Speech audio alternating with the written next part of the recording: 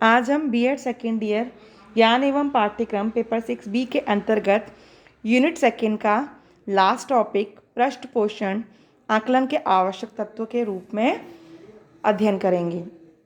इसके बारे में विस्तारपूर्वक अध्ययन करेंगे कि पृष्ठ पोषण आकलन के आवश्यक तत्वों के रूप में कैसे है, क्या इसका आकलन के रूप में कार्य है।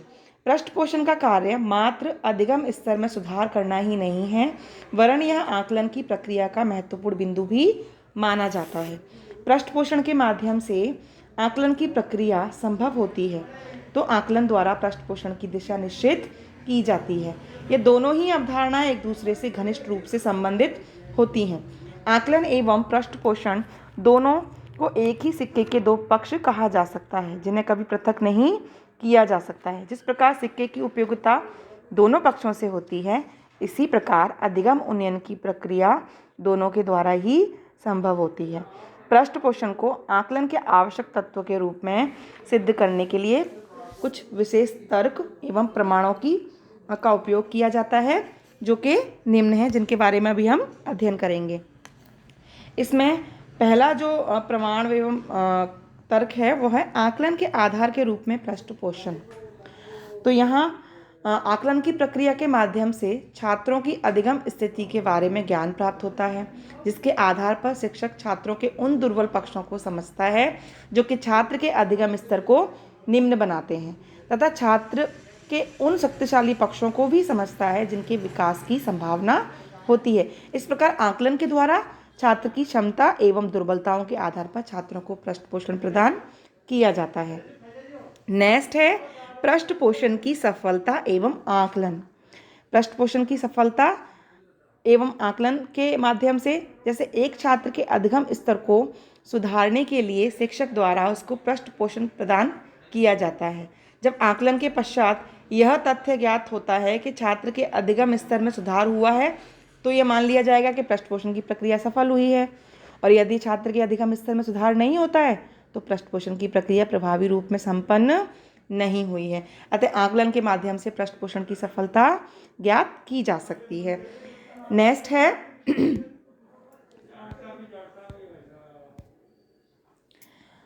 थर्ड नंबर, आकलन में शिक्षक को पृष्ठ पोषण। आकलन में शिक्षक को कैसे पृष्ठ पोषण मिलता है? आकलन की प्रक्रिया जब शिक्षक द्वारा संपन्न की जाती है, तो उसमें शिक्षक को विविध प्रकार की शैक्षिक एवं अशैक्षिक गतिविधियों के आकलन में पृष्ठ पोषण की प्राप्ति होती है, जिससे शिक्षक का एक ओर तो उत्साहवर्धन होता है, तो दूसरी ओर छात्रों का अधिगम स्तर उच्च होता है। इसमें दोनों तरह से ही फायदे रहते हैं।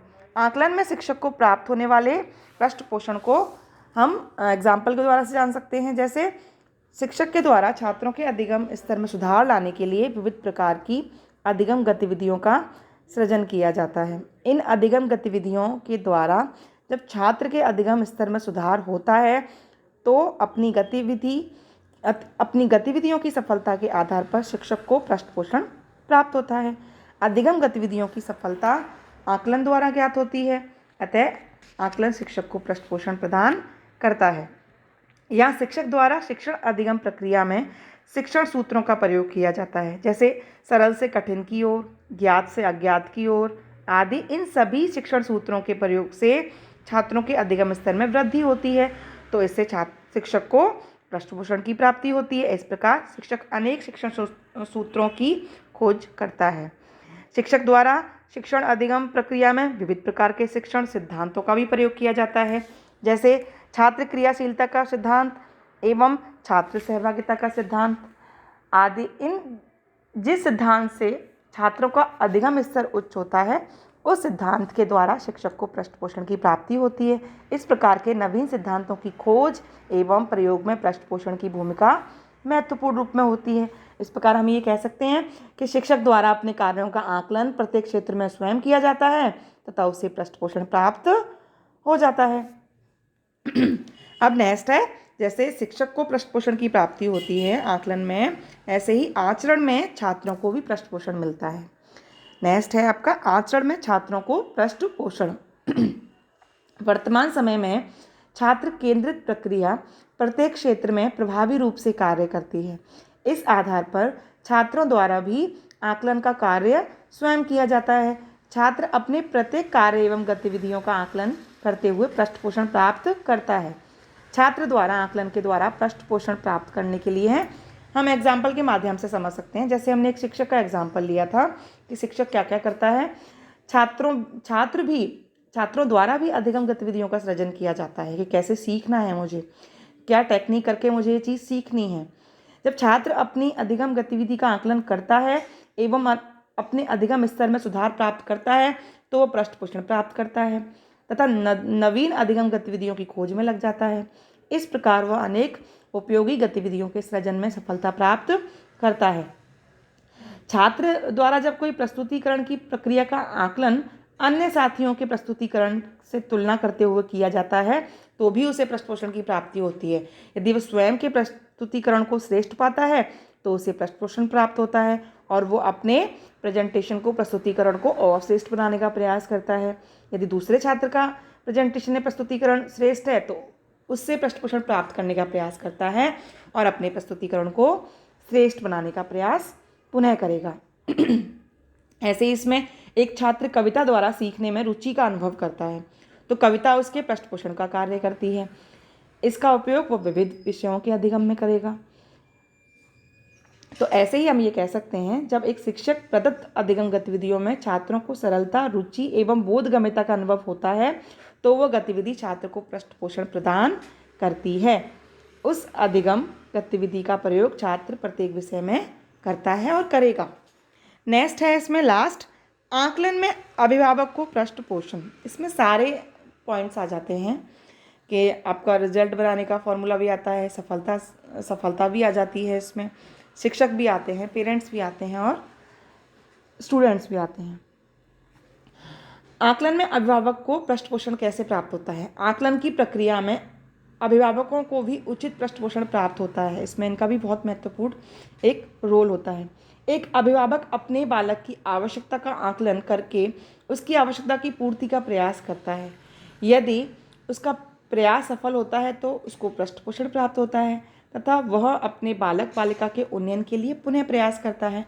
इस प्रकार आकलन की प्रक्रिया में अभिभावक को प्राप्त होने वाले पृष्ठ पोषण को हम एग्जाम्पल के माध्यम से जान सकते हैं। जैसे शिक्षक अभिभावक बैठक में पेरेंट टीचर मीटिंग होती है तो वहाँ पेरेंट्स द्वारा स्टूडेंट्स के अधिगम स्तर को उच्च करने के लिए सुझाव प्रस्तुत किए जाते हैं। पेरेंट्स टीचर मीटिंग का मतलब ही वहाँ यही होता है कि एक दूसरे के जो भी क्वारीज हैं, जो भी अपने एडवाइस होती हैं, सुझाव होते हैं, एक दूसरे को दिया जाता है, जो कि दोनों ही अपने स्टूडेंट्स का, अपने बच्चों का भला ही चाहते हैं।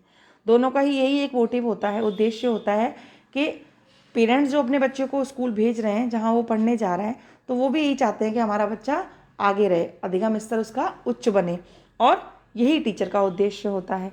तो दोनों के एक दूसरे के सुझाव वहाँ तय किए जाते हैं और उन सुझावों के माध्यम से वहाँ चीज़ों का निर्माण होता है, वहाँ उस पर कार्य किया जाता है। इन सुझावों के सफल होने पर तथा छात्रों के अधिगम स्तर में सुधार होने पर अभिभावक को पृष्ठ पोषण प्राप्त होता है। इस आधार पर अभिभावक पुनः छात्रों के लिए सुझाव प्रेषित करता है।